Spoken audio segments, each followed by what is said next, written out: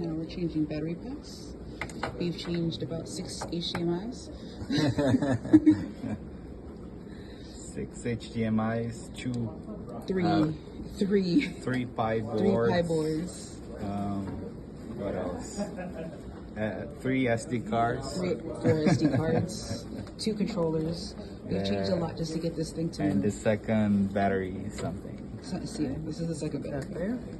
Okay, do I try now? Actually, I don't think that is fully plugged in. It's not fully plugged in. There we go.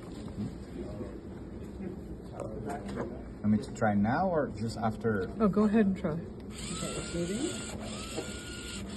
All right, now hit your space bar. What we're going to do is just take the power out first. Okay. And try without the power. There we go. All right, now go ahead and try it again. All right, so it's working. No, wait. That's the thing. The first command, it works, but the screen And then it goes slows black. down. Yeah, and I lose control.